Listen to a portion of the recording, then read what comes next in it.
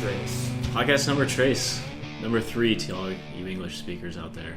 Friends talking music with beer. Today, what are we talking about, Riley? Matt, today on the agenda, one of our favorite albums. Yeah. One that we both hold very dearly and very close to our hearts. The definitely Menzingers. top 5 for me. Top 5, definitely top 5 for me as well. We are, of course, talking about the Menzingers' fantastic On the Impossible Past. It's a great album. Great album. Amazing album. What makes it so great for you? Well, for me, you kind of put me on the spot there. Yeah. I'll start then. Oh, yeah. Go ahead. Let me look at my notes here. Personally, I think it comes back to a lot of themes that we'll talk about throughout this album. I think it's a lot of great riffs. Yeah. A lot of amazing riffs. Down to if we just talk about the music here, down to the music itself, like take out all the themes and everything. Yeah, just a very memorable, very interesting riffs. Always driving for this album drives forward in a way that not many albums can. So many, if you think about kind of literary structure, like the peaks and valleys, you can kind of think of this album in the same way, where there are peaks of energy and then there are valleys, and it just keeps going up and down, and just the peaks and the troughs or valleys of the energy of this album just keeps the listener so engaged throughout the entire thing. Yeah, I think we'll talk a lot about what makes it so well coordinated. Like, I think this is a really great album. Just like, if I tried to take away my personal subjective view, I think it's great in a lot of ways that are undeniable. But just personally, like, kind of a lot of the Midwestern Rust Belt type themes really hit home for me. And while we should note, the Menzingers are not a Midwestern band. They're from Philly. Yeah, I do think that a lot of their music has thematic elements that are that adhere or that kind of closely relate to the Midwestern kind of sensibilities, or Rust Belt, as you say. I would absolutely agree, and I think we're going to provide some evidence for why we feel that way.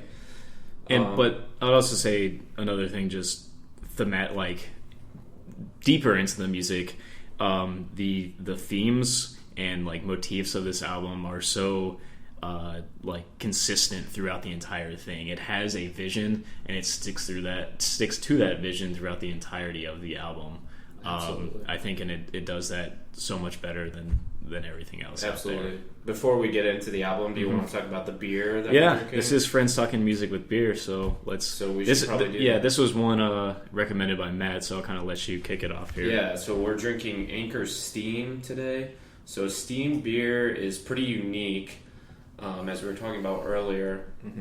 So Steam is brewed with lager yeast, so it's supposed to be lagered, but it was made in California. They didn't necessarily have the refrigeration techniques to be able to lager a beer and basically ferment it at the adequate temperatures.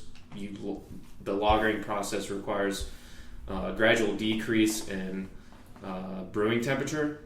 So basically, this beer has been the yeast has been trained to be brewed at a higher temperature. It's kind of like a lager, it almost tastes like an ale masquerading as a lager. It's really unique.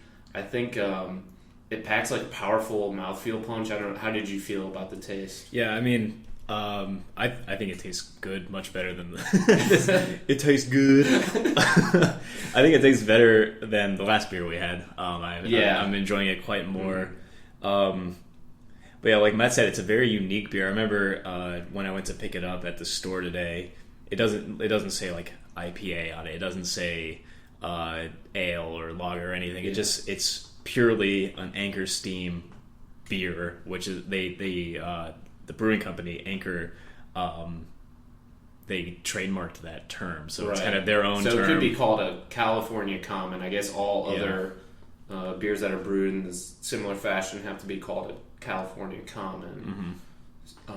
But yeah, I think it's really unique, and certainly the it has like that lager feel, like it's very drinkable, but also a little bit of ale kind of taste where you're gonna taste it. Very drinkable, easily drink, crisp, refreshing, not very hoppy. Exactly. For the people who might not like the hops or the bitterness, it's a very crisp, clean, delicious beer. I like it a lot.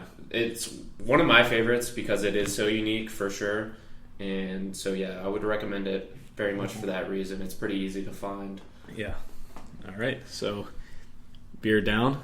Let's talk about On the Impossible Past. So I guess we're gonna kind of hit each song here, kind of discussing sort of how the song fits into that overall theme, what we liked about that particular song, and sort of what it brings up and why why it's important. Are there any other themes that you want to briefly touch on before we get into so I guess to kind of set the stage.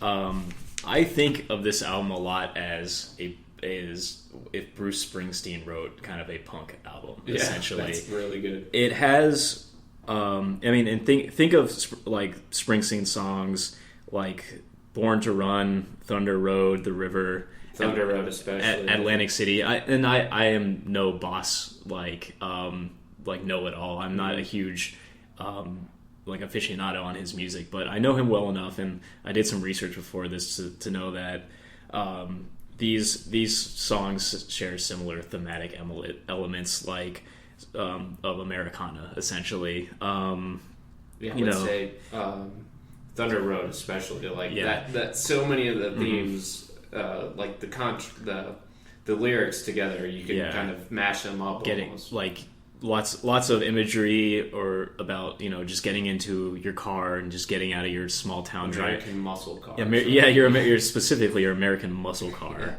and getting out of your small. I guess for me it would be your Midwestern town, and just driving anywhere with your waitress girlfriends, and smoking cigarettes, sitting at like a seedy kind of dive bar on the corner, like your town's corner bar or whatever. I think if you grew up in the Midwest or have these kind of, or like sort of any small town Americana, you have these sort of memories or themes sort of baked into yourself, into your persona, and it speaks a lot to people like us. So you kind of spoke on the nostalgia aspect of it, that I think is also very present. A lot about thinking about the past, like longing for it, even though it might be kind of shitty. Like or in some cases it's good as well. Like some of these songs kind of say, hey, we've had this triumphant life up to this point, let's celebrate. But other times it's like, let's get out of this ditch of a town. So it kind of fluctuates the way humans' moods often do. So that's how whenever I'm describing this album to somebody, I kind of lay it out. It's a Springsteen punk album, essentially. That's awesome. Yeah, I totally agree with that. Some of the themes that I'll bring up, it feels very earnest and genuine. Yes. And I think that's kind of like the lyricism that you're talking about, and also the vocal delivery is very impassioned. Yeah, you can tell it comes from, when they wrote this, it came from someplace deep in them. This is how they are. It's real. Yeah, it feels real because it's just expressed in that way. And I mean, it's just like, it's a lot of catchy choruses too that are, they're awesome, and that the kind of great guitar riffs, catchy choruses, it is a good combination together. But anyways, do you want to start talking about the songs? Let's jump in. So album kicks off one of the best songs I think on the album, Good Things, and it's a great opener because it really sets the scene for what's coming up in the rest of the album, thematically and musically, I believe. It's kind of a melancholy look at the past, where your life is now. And I think, like you said, it's got those impassioned vocals. It's got the quiet, loud dynamics that persist through the entire album.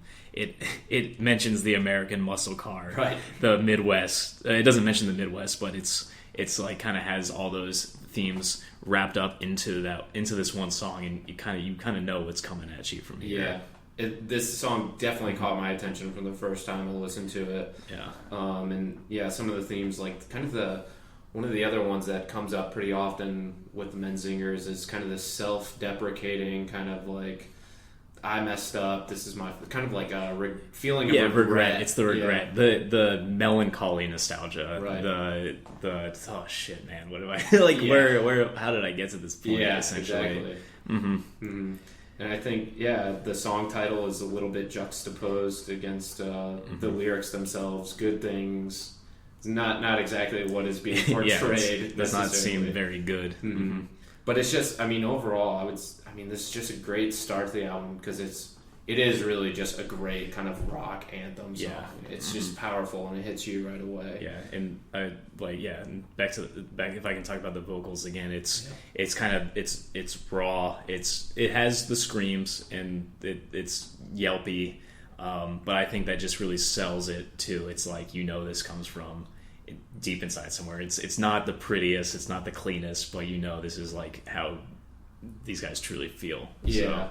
In the musicianship of it too, this is pretty much throughout the entire album. They really know the kind of timing and spacing, like when to scale things back and let the lyrics and vocals kind of take forefront when it's like they're screaming something real loud, but it's something that they really want to have an impact. They'll scale the guitars back, or they'll drop the bass and drums. Yeah, just that's something to be said about the production of this album. Yeah, I think just overall the musicianship and production, mixing, genius. it's all very, very spot on. Yeah, I would definitely agree. So that's the first song. Then we kind of move right into the second, Burn After Writing.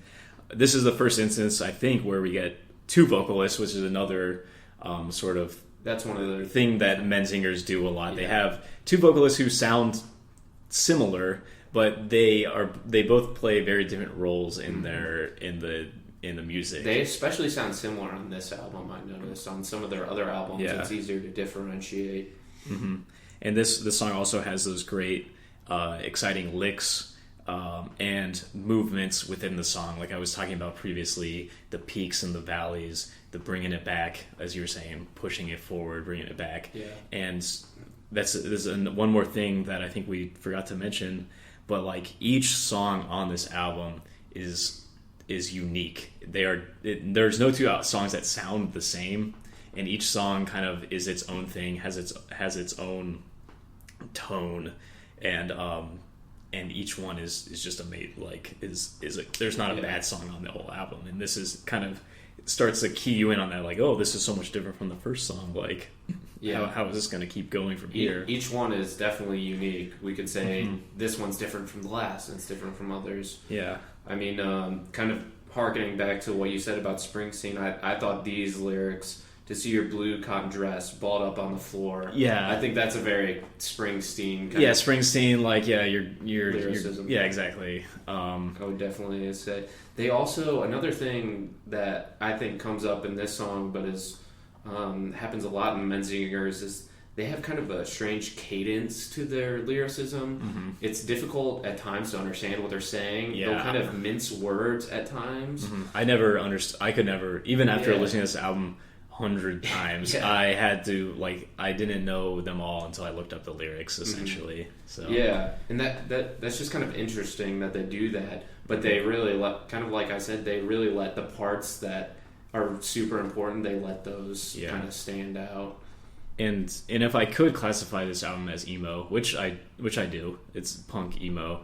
I think it does especially with this song, an incredible job of avoiding the like ubiquitous emo trap of overly sappy or overly kind of cringy sad lyrics. That's such a hard balance to strike, I think. It is.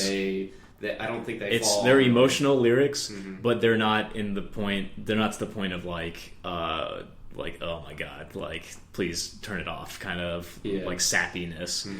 Like you said, the imagery of like the blue cotton dress, or like the kind of like the your drunken memories and kind of wanting to forget them and stuff. They do it's very tastefully done how they present those emotional themes. It doesn't sound whiny. It's not whiny. No, it's like they own that, and it's not like they're whining or crying about anything. It's they own this nostalgia. They own this kind of regret, and they just lay it all out there. So Yeah, definitely. Mm-hmm. Another thing on the musicianship side that they do, starting in this song and pretty commonly, is the lead guitar riff will kind of establish a melody, and then the vocals will follow the melody later on, not necessarily at the same time. That's like a pretty genius thing, especially when you have two guitars that are sometimes dissonant and playing different things at the same time. It kind of brings the thematic, it feels whole, you feel like a cohesive song. I think that's one of the great things that they do. And before we get off this song, just one last thing one theme that it introduces, or motif that it introduces, that shows up in the rest of all the other songs, is like alcohol or the bar. Essentially, it's kind of the first instance of that, where I think it's another Americana thing of sitting at your bar in your corner bar, or drinking away the bad memories, essentially. The theme comes up a lot. It's kind of like escaping the regret, or whatever was in the past. How are you dealing with that? Exactly, comes up a lot for sure. All right, so going on, the next song is The Obituaries. Kind of the title track clues you in. This is another one that's kind of about things that are gone at this point, the things that are over. Yeah. Another thing that comes up is kind of like they have this is kind of like a part of the Rust Belt theme, I think, is kind of this shabbiness. Like it's clearly not like uppity in any sense. I think like covered in bad graffiti, like it's very real. It's very tangible. Yeah, that's such a tangible description of something.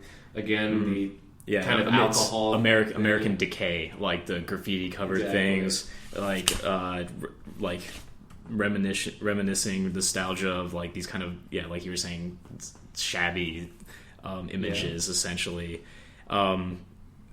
He's talking about his decaying city and cursing his picture perfect memory with like these like dying images, essentially. Like why am I remembering this? It's like not pleasant, but my memory just refuses to yield it. So right, and such a powerful chorus. It's like so it's this kind of self-deprecation theme again, but very relatable. I will fuck this up. I fucking know. Exactly. That's I think. Yeah, I think everybody's been there. It's like they know they're gonna fuck something up. Yeah, it's like I'm gonna go out there and try this, but I know I'm gonna fuck it up. Yeah. It's a pretty powerful element to bring out. But anything else about this song that you feel? I mean, I wrote a lot, but I think we kind of captured it. Honestly, I like kind of the last thing. I kind of like how it's like the narrator has this strange fascination with reading the obituaries. Like, why would you want to do that? Why is this right? Why is this interesting for this person? Yeah. Did you come up with any explanation, or you just like the interesting aspect? I mean, it's just something that like not. I don't know anybody that does that, and it obviously ties in with, like I was saying before, the kind of American decay, or the decay of your town, the death of your town, or these memories. The obituaries is a very like local thing. Like I guess now when I think about it more, it's kind of like reading about like John's grandpa died. Yeah, like this person's mom, like she was so young. Like, exactly. That's kind of what it harkens to. It's a pretty sad, like depressing element. Like that's interesting. I didn't think about that. Like it's very like your local obituaries. Like, why in else a town where everybody else knows it. Be interested. So next song, Gates. It's another example of I think the first off you notice it's another example of the vocal delivery of the Menzingers setting themselves apart from other bands in the genre. You've got the lead singer kind of fluctuating up and down and high and hitting the notes actually really well, and it's just it's interesting. It's something that's different. It's something that I remember when I first listened to it, I was like, oh wow, that catches my ear. It's something that I'm not used to, but I like it essentially. Yeah. The opening lyrics also kind of hit on the kind of waking up with a hangover. Again, that kind of like theme of alcohol. Like every other American, that idea comes up so much. what does it mean to be or feel American? Yeah, I think this is the first instance of like his discussion of like love for a waitress, essentially, like That's in true a diner. too, yeah. Like, what can you get more American than that? Like falling in love Right. with a waitress at a diner. Like, so I guess small town American. Truly. Yeah, this one, the Gates hits on a ton of the themes in the album. Like, it's really in that sense, it's really a very complete song. And I think this, kind of to go back to what we were saying, the fact that in these first like 4 songs we've talked about, it's kept with those same themes. While each song sounds different and has its own sort of self-contained tone, they all harken back to this one or multiple themes and motifs, and introducing new ones, keeping that going. It's interesting. We'll leave it on to the listener to kind of listen for themselves, but the pacing and instrumentation of each song is unique. In this one, especially, the instruments cut out, and then the lyrics that are over the vocals on top of that are, when you get old enough to know that happiness is just a moment. So they let that kind of stand out and let the listener just let only that idea kind of that part. That kind of bring that to center stage, and that's kind of, again, of course, on the feeling of regret, kind of like in this moment where you just feel so bad about just happiness is just a moment. It's kind of fleeting in that way. It's exactly. Powerful theme. Again, the guitar riff syncs with the vocal melody. I just want to like point it out, and in times when they do that, I think it's not completely unique, but the frequency in which they do it is kind of perfectly balanced with what they're trying to accomplish, I think. Yeah. So, Ava House, the next song. Ava House. I think this one's interesting. Yeah, it's... I use the word triumphant for this song. Yeah. It's the past songs have been slightly melancholy, right. Slightly have a sort of negative, like, overall feel to them. Yeah. This one is like I said, triumphant, sort of elevated, explosive. Yeah. Much more so than the last songs, which again points to the fact that this song has these rising and falling actions, and this one just brings that rising action up more so. Yeah. This one, it feels like kind of a triumphant, like anthemic, kind of song. It ends on the lines, repeating the lines, "We're alive, celebrate." Like it's maybe the past had its bad things. Maybe the present isn't as good as what we've been through. Maybe the present isn't making us feel like we want to. But we're alive. Like we do have these excellent moments. That's worth something. So let's celebrate. Yeah. And I guess a little backstory: Ava House was a punk house that these guys used to play at a lot, and just. If anybody's been to a basement show or just any punk show, even at a venue, like you know that like energy and that feeling of being alive and celebrating with everybody else around you. That's just kind of you can't feel that really anywhere else. And even if some shit might be not going your way, in this setting, you feel alive. Yeah. So in a way, I just thought of this actually. It's kind of capturing that happiness, that moment of happiness that was referenced in the previous song. So I think that's pretty interesting. Another aspect is the song's a little bit unique in another way, that the guitar riffs don't really stand out. They don't take the forefront. Throughout there's so many great guitar riffs, but this is really more of a rhythm section heavy song. Yeah, and, so and the vocals really drive it forward, because you have that chorus part that's just so like so energizing. Just really over the drums, just kind of a kick and a tom in the vocals, and it kind of stands out for that reason. So Ava House is one of my favorites on the whole album. It's hard to pick which one, but I love the feel of it. It's my great. favorites probably change daily. How often do you think you listen to this album. Like I've probably been listening to it since 2014. Yeah. I think I've probably listened to it when I first found it every week or more so. Yeah. And these days it's still probably every other week. Like it's extremely frequently. Yeah, exactly like you. When I first listened, I think I listened to it 20 times in like the first 20 days that I found out about it. Like it was like daily or twice a day, and I always come back to it. Yeah. Also, this Ava House kind of slows down a little bit, so I like the pacing overall. Yeah. Not every song is fast. You know. Yeah. This makes it a little more epic and feels like significant because of that. Yeah, there's some albums where it's just every song is the same tempo. This mixes up its tempo so much, and you have those breaks and you have those moments where your heart is racing. There's nothing wrong with like a punk album that is just fast, hard paced all the way through. Yeah. Like that's something, you know. But the On the Impossible Past really kind of sets itself apart because it has kind of this epic ebb and flow like you're talking about. Exactly.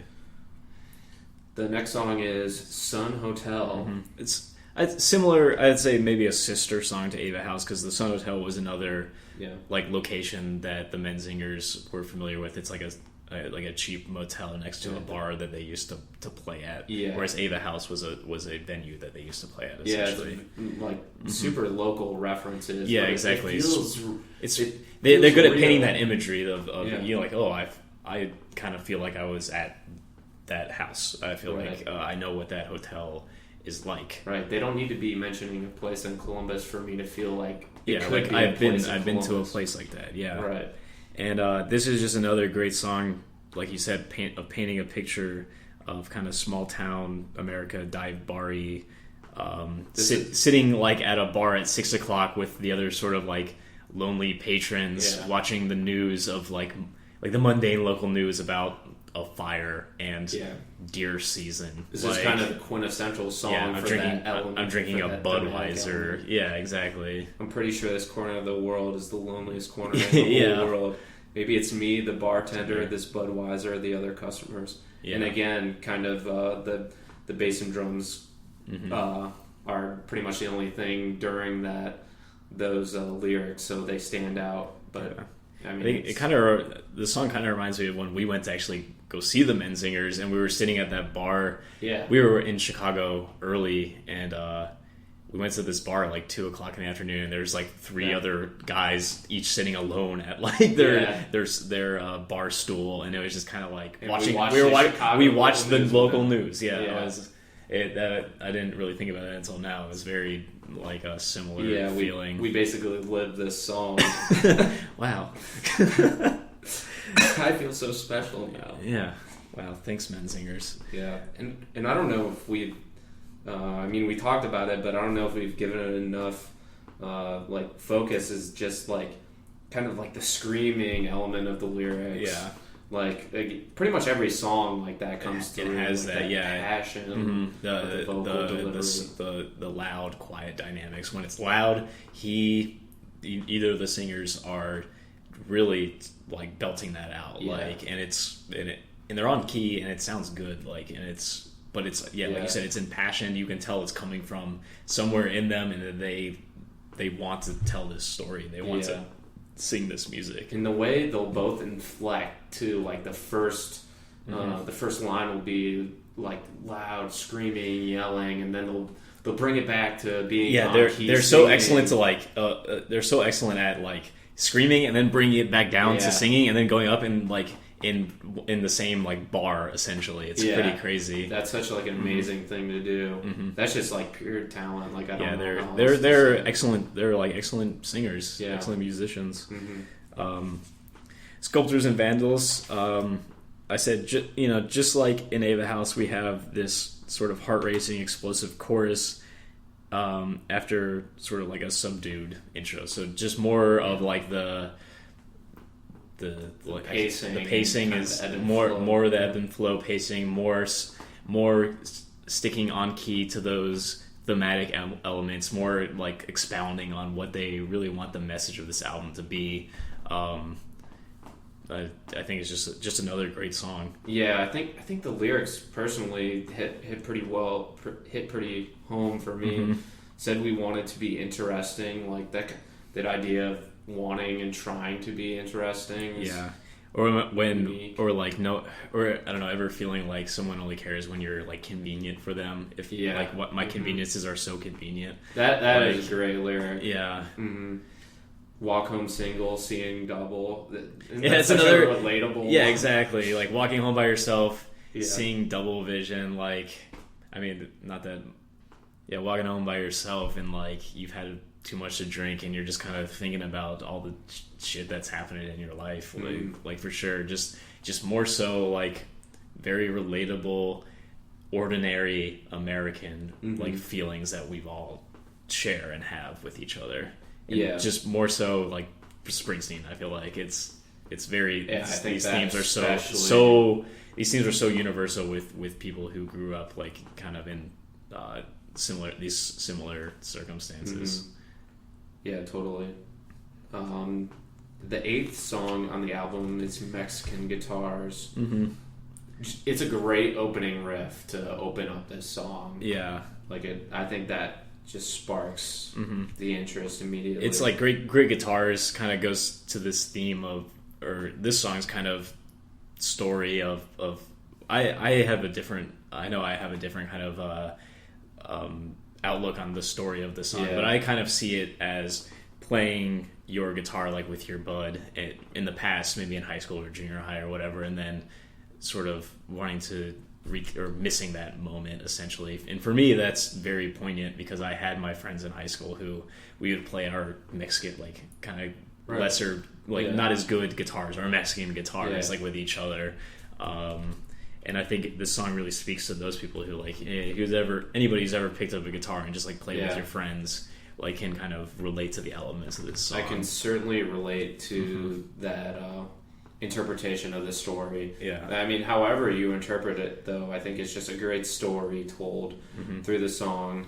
And I thought these lyrics, without 100 channels and nothing on the TV, that kind of like boredom is another like kind of Midwestern theme. I think that comes about like that just kind of like that caged, like there's nothing going on, so we're just drinking, feeling. Let's drink because essentially, exactly. I think from a song structure, I specifically noted that this song is interesting, and another thing that just kind of brings us back to this album was crafted or at least mixed or the songs were placed in such a way that it makes it more interesting than it would have been.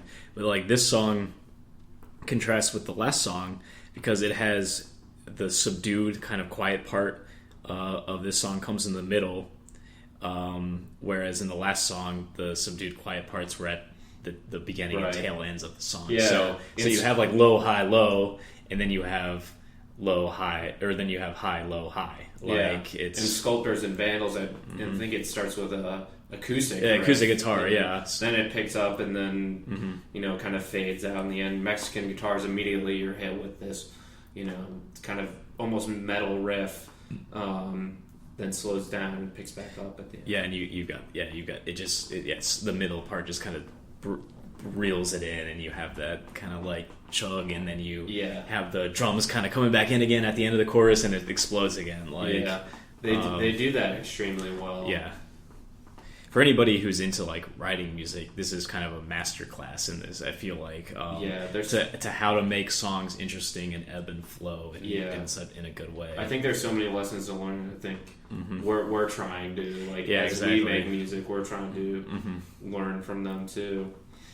And then we come to the title track, which is pretty much a stop sign of the album. It's like how did this happen? Like, not in a bad way, but like it's such a departure from what's come forward. It's just like the deepest valley, the deepest trough of this album, like feeling wise.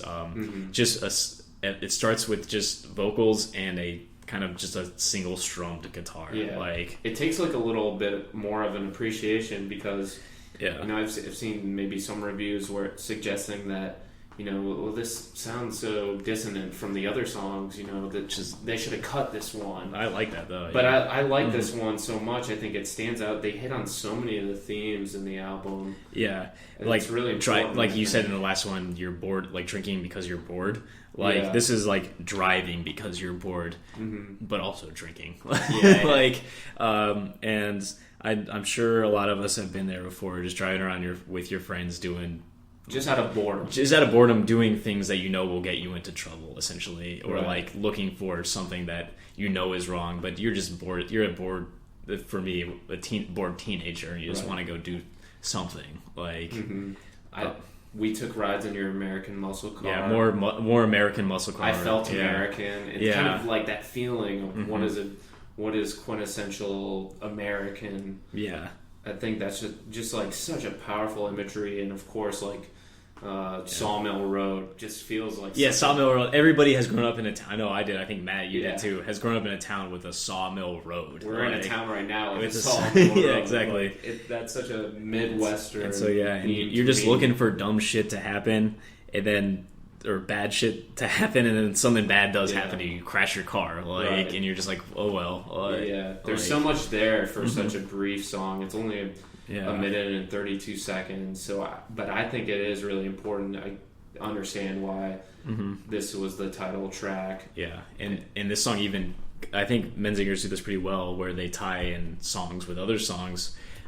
This ties in with the last song of just like driving with your old friend, driving around with an old friend, and this one's kind of expounds more on that, where the other one was more like, let's just get in the car and drive somewhere. This is like, now we're in the car and driving somewhere, but we are not doing anything, essentially. Yeah. And musically, it flows right into the next one, which is Nice Things. Nice Things, yeah, this is a great transition. It's like, he ends with like, talking about nice things. Yeah, having nice things, and then the next song is titled "Nice Things" and kind of expounds upon that. So we've got this nice like kind of songs that feed into each other here. Yeah, this one more so that it transitions immediately. Like it does transition immediately. It's very apparent, but I think if you look closely, you'll see that in other songs. And it brings it. This "Nice Things" brings it out of the deepest valley of the album. Like and just in pure just energy, slingshots it up to like to the top again. Like and it's just more ebb and flow, more drive. The driving force of this album just is so great, so unique. It's one of my favorites for that reason because of just like the strong energy. Yeah. But again, I think it kind of hits very like cynical view of American culture. Are you happy, sane? Are you rich? Are you thin? Yeah, there's like a lot of kind of American themes that don't really matter. Do you fit into this like mold of like who you should be, essentially? Right, exactly. Has your name become known and desired? Yeah, this song is like all about materialism. Exactly. And which is a different theme for this whole album, but it's one I think that fits in nicely. Yeah, especially going from like we said, the previous song, nice things, having nice things. Yeah. And now it's kind of critiquing itself. It's like, why do you want nice things? Like, what does that? What does having nice things actually mean? To you? What does it actually matter? I mean, and also it's just like this was I think just a great punk song because it is just simplistic. Really, like the musicianship is fairly simplistic. It's a riff, it's some power chords, but it has that just energy and attitude that is undeniable. Yeah, and none of these songs are like virtuosic masterpieces of like guitar noodling. It's it's power chords, but it's like they're put together in such a way. They do have the lead guitar parts that do the job admirably. And they've got the singing and all of it comes together and for me that's what matters is the passion behind your music. Right. You can play something that's technically amazing, but it's not gonna, if you do it like you're a robot, it's not gonna impress me that much. But these guys are so passionate about what they do. You can tell it comes through. It comes through in their playing, absolutely. So Casey, the next song, kind of delves even more. Once again, dips into the Americana themes. We get the waitress motif coming back, we get the car trips, car drives, like long, just Yeah. get going somewhere. This is maybe the best just story. Yeah, it's another album. yeah, it's a good, It's a great story. you get a feel for how this guy's relationship with Casey, I assume, was, and Yeah. what he misses. It has these little snippets of real life that I think once again are very relatable. Like we used to get drunk before we did the dishes every evening. Yeah. Like that's something. Whereas maybe we all don't have that person that we would drink with and do the dishes with. But that's just such a like slice of normalcy. Mm-hmm. Like just a slice of life that you can really interject yourself into, Yeah. and it's just very familiar. It's like it's the mundane, but it's a mundane, but they elevate it to a Right. point that's interesting or that's sentimental in a way. Yeah. So, again, you waited tables and I waited for shift breaks. yeah, it's like So many of these themes keep popping up again and again. that's hitting me hard because I think we've all had Mm-hmm. had experiences like that. Yeah, so much of the story is about kind of, chasing a happiness from the past, but it's impossible to capture that again on the impossible past. Yeah, let's let's slow down. Let's slow down here. I know too much at we might once. be getting a little ahead of our listeners here. Not to insult your intelligence, guys, but Yeah, I know you love the song. Is there anything else that you wanted to say about it? At this one, feels right now, very- it's like even after all these years of listening to this album, I still get sort of like heart flutters from this song. Yeah. Like it's very it's very relatable and very poignant. And Right. Once again, we've got those impassioned vocals, like the screaming. Mm-hmm. And I do want to note, if you've been listening up to this point and screaming kind of like you think of screamo music, don't think of this album as screamo. Yeah. It has what you can only describe as screaming or belting in a way, but it's not like we said earlier, it's not whiny. It's like it's impassioned, and it's like this is the only way we can tell this story is by like screaming at the top of our lungs. Yeah, I don't know how else to describe it. It's just like kind of a yell of like anger. It's a yell of anger, passion, regret.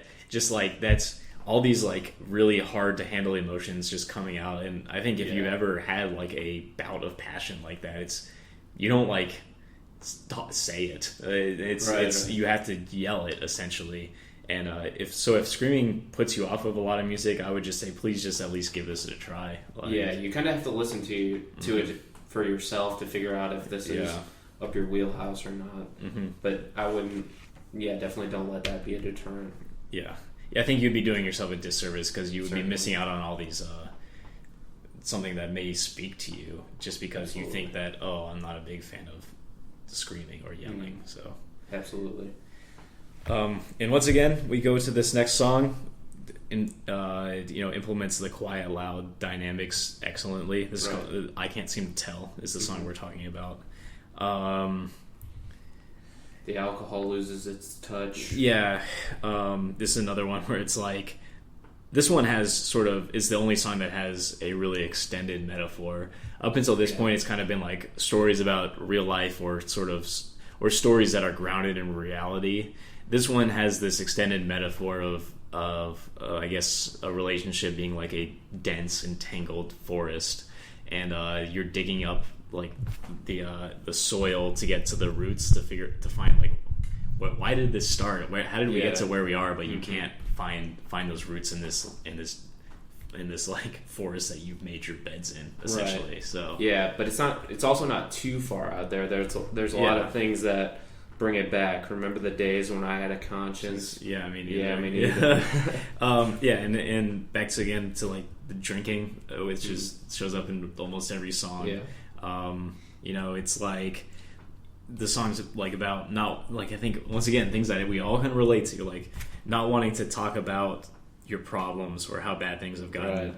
but even when you're drinking, you can't even like they're gotten so bad. Even throwing back, some whiskey isn't gonna get those to go away. I can't seem to tell if it's my head or the earth that's spinning around. Is your head spinning from drinking, or like is it just like the questioning of or where you are? It's just life just coming at you, and you're my head's spinning, the world's spinning. I can't. It's too fast for me. I think that's completely relatable sentiment. Yeah. Mm-hmm. Once again, a good song, but like every song, is good. Every song by itself really affects me in a way. I think I don't know if I think this is maybe I know we're only 25, but like is this are these universal themes that anybody at any age can really? It seems to be especially for where we are in life once now. you get past 18 and once you're sort of on your own and doing your own thing. I think this speaks to anybody who's reached that point. I think in their life.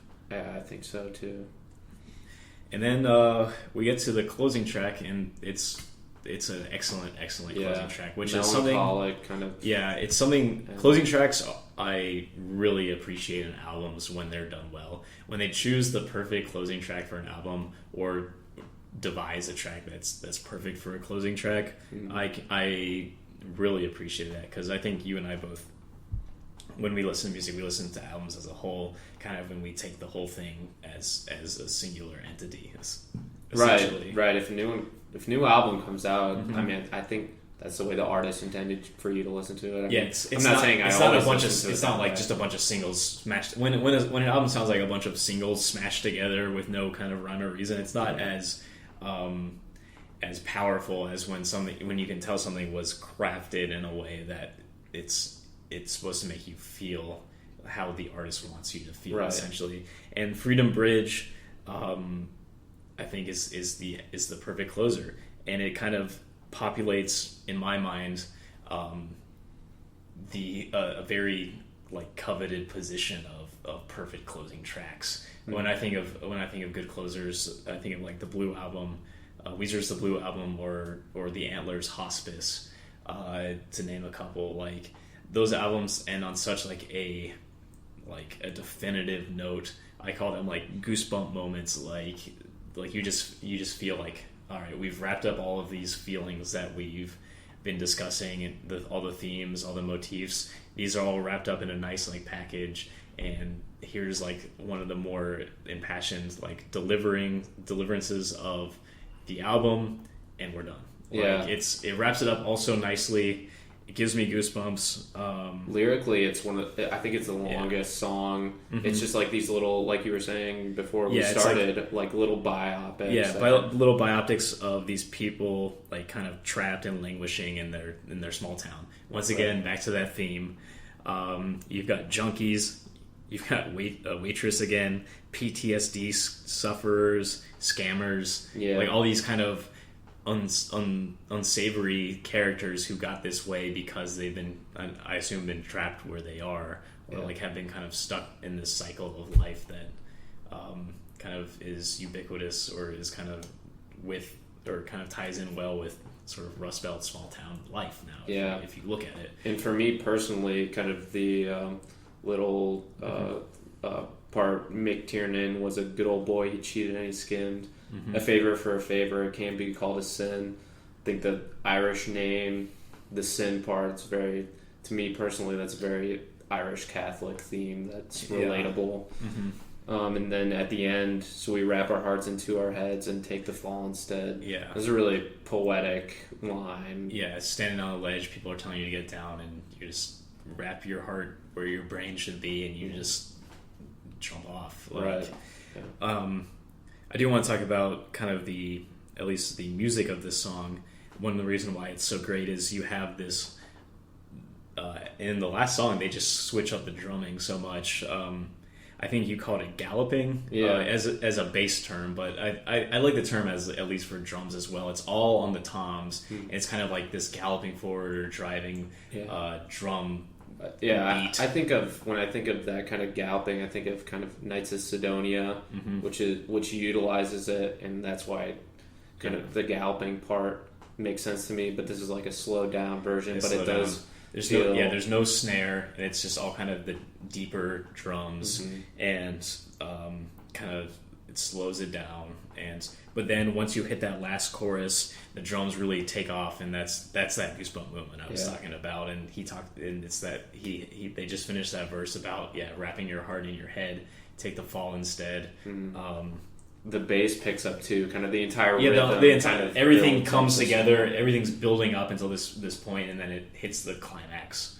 And ends shortly after. It's excellent closer. One of my favorite songs on the whole album. Yeah, and that's it. I mean, that's on the Impossible Past, one of our favorite albums of all time. I mean, for those that haven't listened to it, why should they listen to it? I mean, first I just want to say, if up to this point, I mean, you can tell Matt and I both love this album a lot. Like I would hope that just our ability to talk about this for 50 minutes straight easily has at least keyed you into the fact that this album is at least something special and good.